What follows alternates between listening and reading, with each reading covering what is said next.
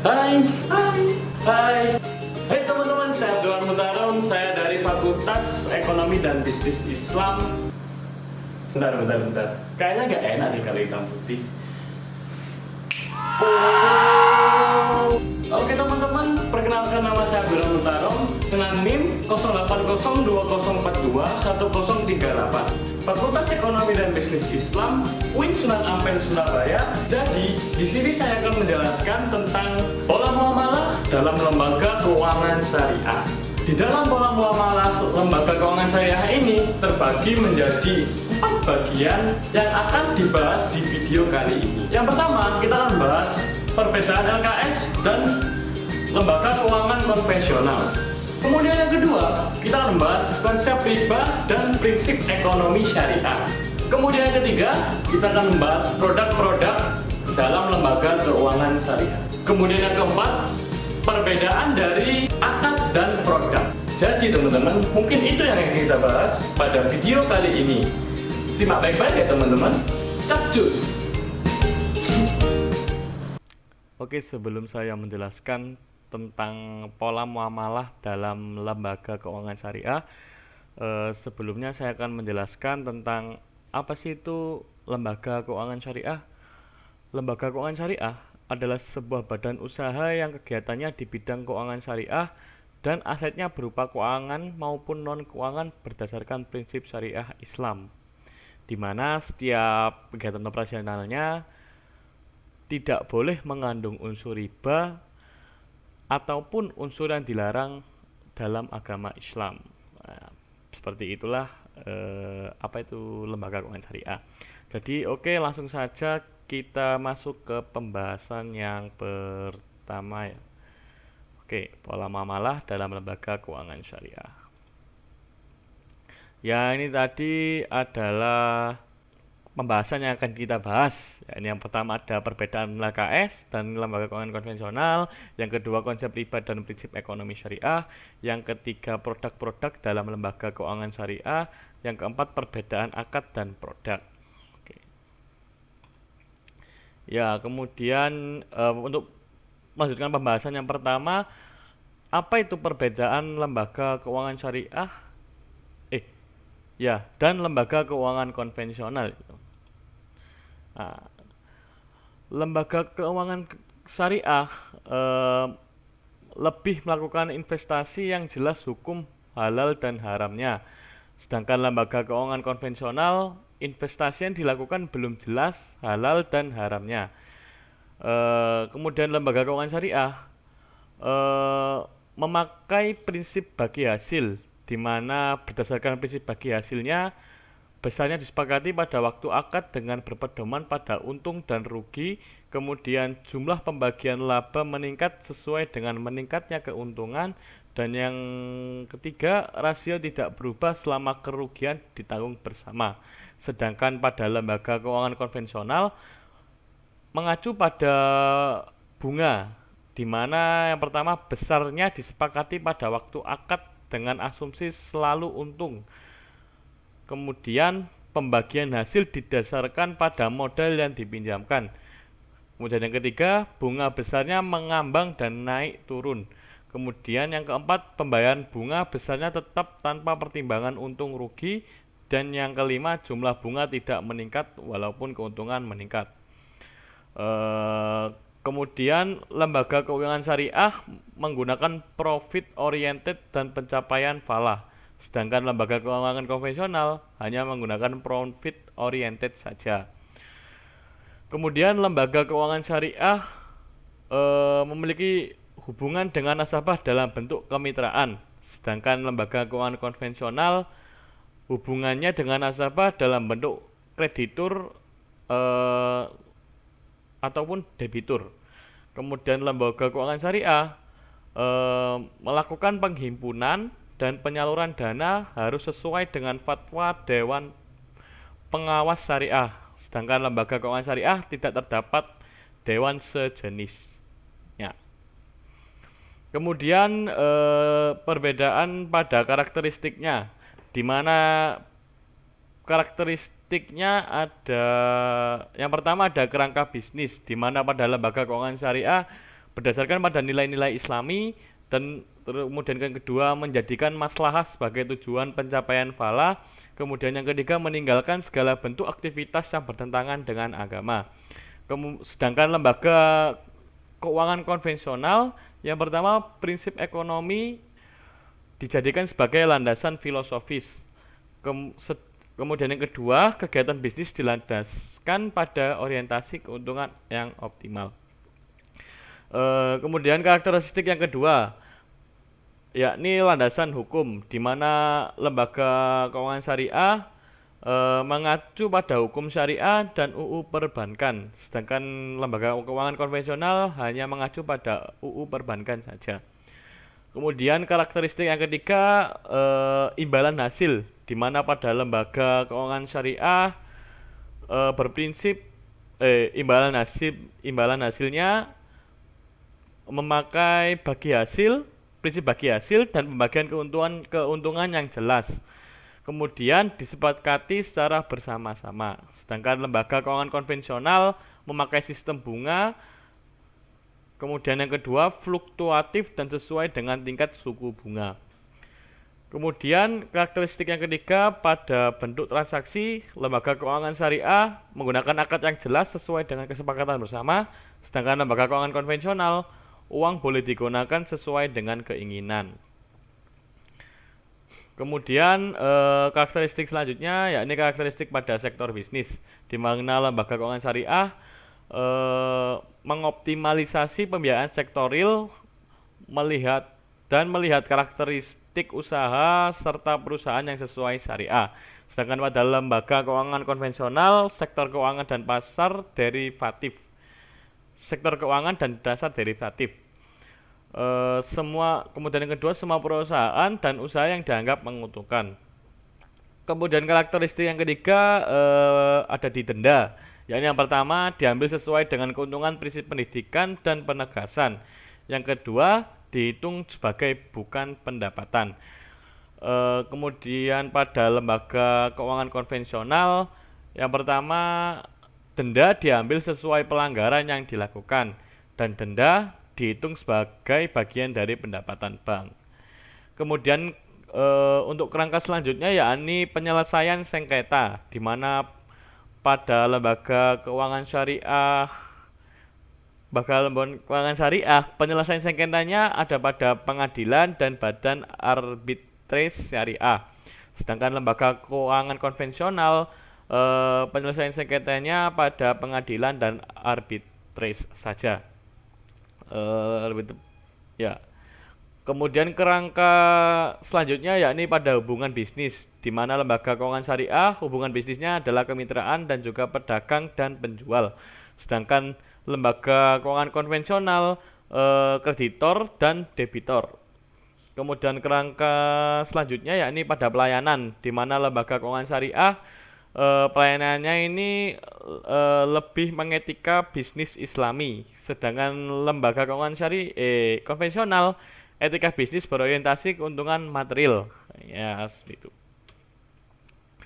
Kemudian di sini ada konsep riba dan prinsip ekonomi syariah, di mana riba adalah penetapan bunga atau melebihkan jumlah pinjaman saat pengembalian berdasarkan persentase tertentu dari jumlah pinjaman pokok yang dibebankan kepada peminjaman. Riba secara bahasa bermakna ziyadah.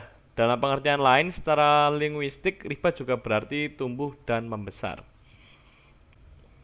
Oke, kemudian ada macam-macam riba, di mana riba ini terbagi menjadi dua, yakni yang pertama riba utang piutang dan riba jual beli, di mana riba utang piutang ini terjadi ketika pemberi utang mensyaratkan agar orang yang berutang membayar utang melebihi nilai yang dipinjamnya.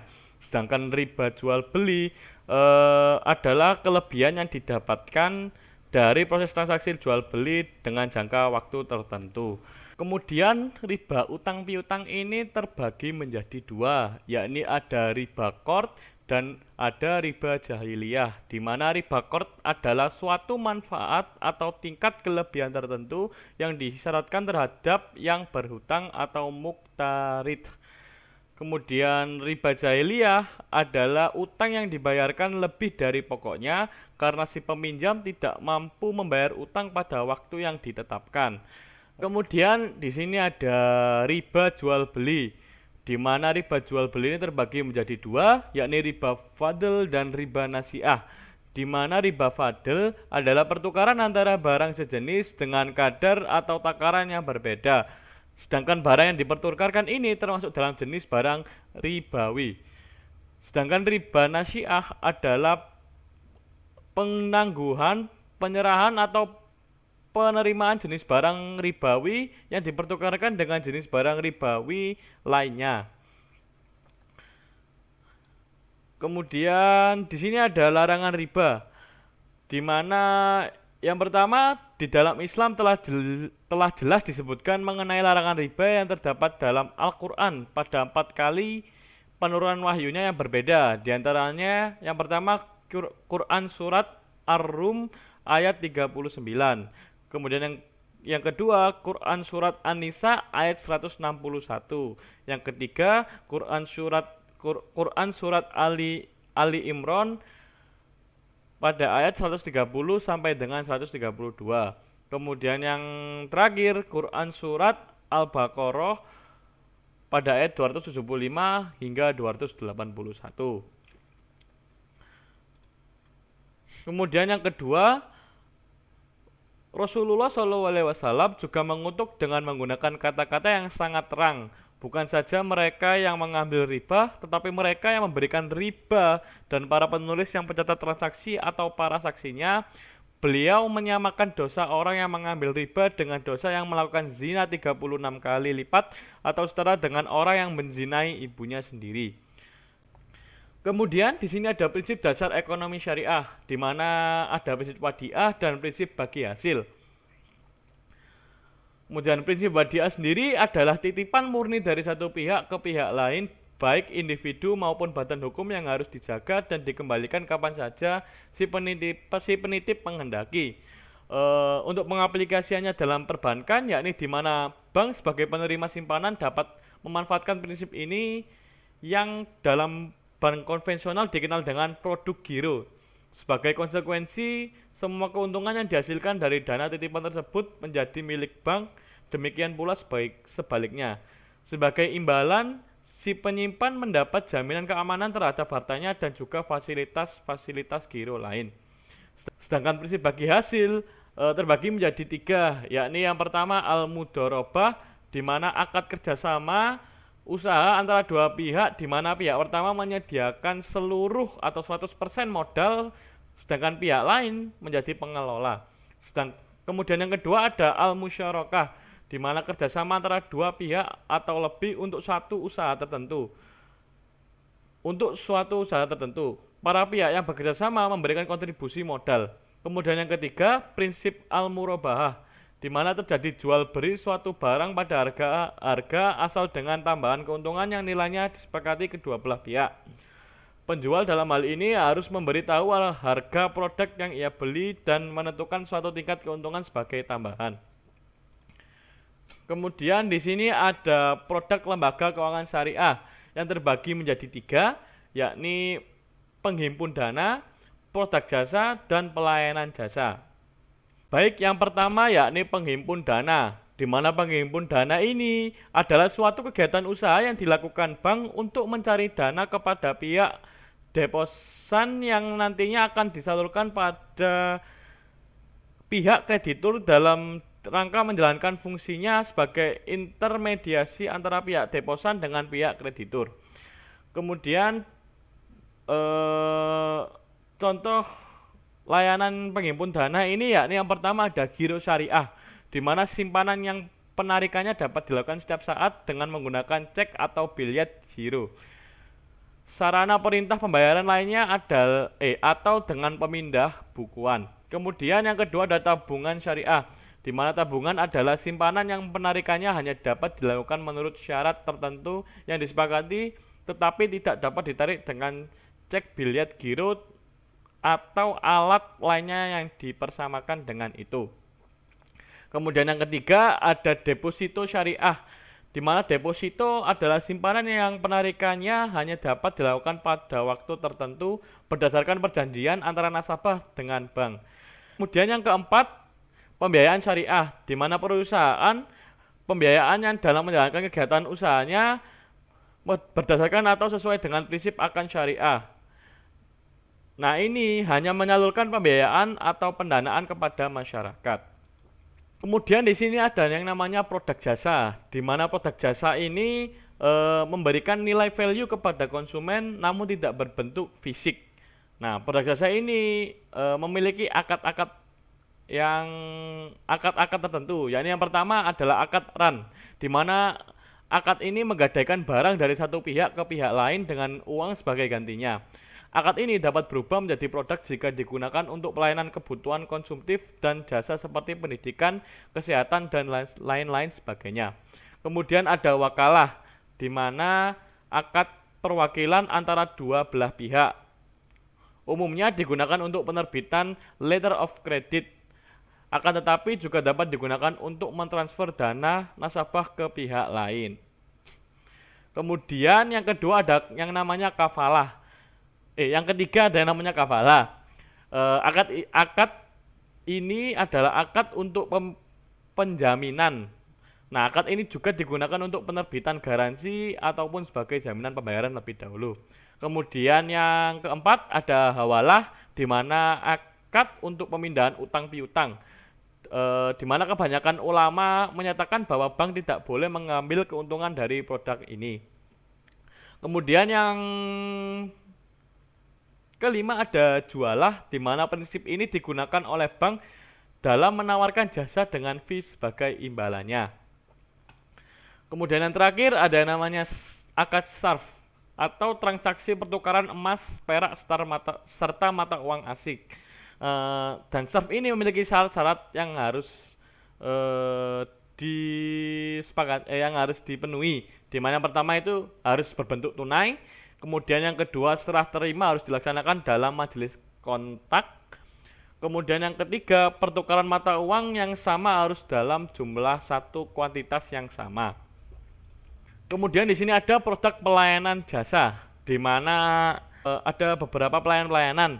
Yakni yang pertama ada letter of credit, di mana surat pernyataan akan membayar kepada eksportir yang diterbitkan oleh bank atas permintaan importir dengan pemenuhan persyaratan tertentu. Kemudian yang kedua ada bank garansi syariah, di mana jaminan yang diberikan oleh bank kepada pihak ketiga penerima jaminan atas pemenuhan kewajiban tertentu nasabah bank selaku pihak yang dijamin kepada pihak ketiga yang dimaksud. Kemudian yang ketiga ada penukaran valuta asing atau SARF. Diberikan bank syariah untuk membeli atau menjual valuta asing yang sama atau single currency maupun berbeda multi currency yang hendak ditukarkan atau dikehendaki oleh nasabah. Kemudian di sini ada perbedaan akad dan produk, di mana akad merujuk pada perjanjian atau kontrak yang ditandatangani antara pihak-pihak yang terlibat dalam transaksi keuangan syariah. Kemudian produk mengacu pada instrumen atau layanan keuangan yang disediakan oleh lembaga keuangan syariah kepada nasabahnya. Kemudian ya di sini ada contoh perbedaan akad dan produk bank syariah, di mana pada pendanaan, pada pola titipan yang menjadi akadnya yakni wadiah yad damanah. Nah, yang menjadi produknya adalah giro atau tabungan. Kemudian yang kedua ada pola pinjaman, di mana akad qard menjadi akad dan produknya adalah giro dan tabungan. Kemudian pola bagi hasil, akadnya yakni mudharabah, mutlaqoh, mudharabah muqayyadah. Nah, bentuk produknya adalah tabungan, deposito, investasi, dan obligasi. Kemudian ada pola sewaan, di mana akadnya ijarah dan produknya yakni obligasi. Kemudian pada tabel pembiayaan, yakni yang pertama ada pola bagi hasil, di mana pola bagi hasil ini memiliki akad mudharabah dan musyarakah. Dan produknya yakni investment financing. Kemudian yang kedua ada pola jual beli. Akadnya yakni murabahah, salam, dan istisna. Sedangkan produknya yakni trade financing. Kemudian ada pola sewa, di mana akadnya yakni ijarah dan ijarah wa iktina, di mana produknya yakni trade financing. Kemudian ada akad pola pinjaman, di mana akadnya yakni qard dan produknya adalah talangan. Kemudian di tabel jasa perbankan yakni yang pertama ada pola lainnya, di mana akadnya yakni wakalah, kafalah, hawalah, ran, dan sarf dan ujr, di mana produknya yakni jasa keuangan. Kemudian ada akad pola titipan. Ada yang namanya pola titipan, di mana akadnya wadiah yad amanah dan produknya yakni jasa non keuangan. Kemudian ada pola bagi hasil, di mana produknya yakni mudharabah, mudharabah dan muqayyadah, dan di mana akadnya mudharabah dan muqayyadah dan produknya jasa keagenan. Kemudian ada sosial, ada pada tabel sosial yakni yang pertama pola pinjaman, yakni akadnya qardul hasan dan produknya yakni pinjaman kebajikan. Ya, itu saja yang bisa saya sampaikan. Terima kasih, semoga kamu bisa mendapatkan ilmu yang bermanfaat dan semoga beruntung.